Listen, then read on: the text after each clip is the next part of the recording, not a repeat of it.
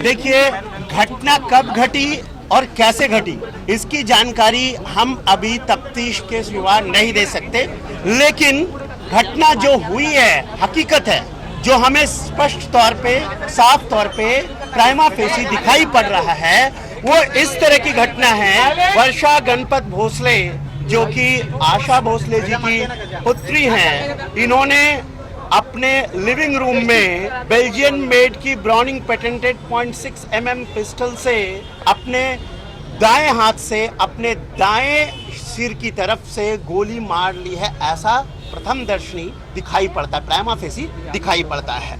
इसकी पहली जानकारी जो मिली कि अंदर से दरवाजा बंद है और खोला नहीं जा रहा है, ये दीपाली दिलीप माने को, जो यहाँ गृह काम करती है, घर का काम करने आती है, उसको दरवाजा ना खोलने पर उसने ड्राइवर को बताया। ड्राइवर ने बोला शायद सो रही होंगी।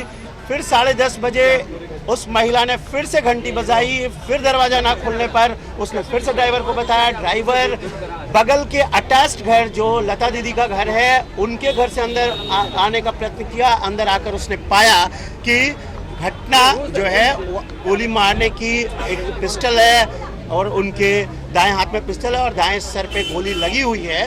ये उसको जानने के बाद उसने शायद कुछ लोगों को बताया होगा और 12:12 पर हमारे मिल स्पेशल के गांव देवी के कांस्टेबल सुपुगढ़ को ये इंफॉर्मेशन दी गई और उसके बाद पुलिस हरकत में आई। पुलिस को जानकारी मिली और पुलिस यहाँ पहुंचकर तफ्तीश कर रही है। डीसीपी जोन 2 एसीपी भी हैं यहाँ मौजूद, डीसीपी जोन 2 भी मौजूद हैं और अधिकारी भी मौजूद है, एपीआई भी मौजूद है। यहाँ पर उनके परिवार के सारे लोग सिंगापुर गए हुए हैं। लता दीदी के बारे में मैंने जानकारी हासिल नहीं की है, लेकिन वो सिंगापुर गए हुए हैं। ड्राइवर को और इस लेडी को पता चलने के बाद, जो घर काम करती है, कोई सुसाइड नोट नहीं मिला है। केवल जो प्रथम दर्शनी जो बातें सामने आती हैं, वो एक बात ऐसा आता है कि वर्षा गणपत भोसले का हेमंत केनकरे से तलाक जो हो गया था वो 1998 में हो गया था, इसलिए उस समय भी उन्होंने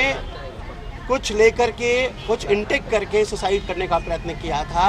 फिर 2008 में भी ऐसी घटना हुई जब उन्होंने सुसाइड करने का प्रयत्न किया था और बहरहाल जो ये घटना हुई है इसमें सुसाइड कर लिया है। इसके पहले कोशिश थी, प्रयत्न था, अभी कर लिया है। इनके वकील का कहना है कि गौतम राजाध्यक्षा साहब के साथ मिलकर इन्होंने एक ट्रस्ट बनाकर ऑर्फनेज चलाने का सोचा था, लेकिन उनके मृत्यु के बाद उनकी वो इच्छा भी चली गई थी, उनकी इच्छा भी समाप्त हो गई थी, ऐसा इनके वकील ने मुझे बताया। घुटने में भी उनका पेन हमेशा रहा करता था, ये भी बताया गया, बहुत ही एक्यूट पेन रहा करता था। इसके अलावा ये भी बताया गया है डिप्रेशन या जो कुछ भी मानसिक तौर पे थोड़े बहुत जो प्रॉब्लम्स थे, इसका भी इलाज पुणे में चल रहा था। इसके अलावा अभी तक हमें कोई जानकारी नहीं मिली है किसी निजी विवाद की, किसी भी तरह के दूसरे विवाद की जानकारी अभी तक हमें नहीं मिली है। इनके कोई बच्चे नहीं हैं। 1998 में उनके पति से उनका अलगाव हो गया था, उसके बाद इन दोनों की मुलाकात होती थी नहीं होती थी,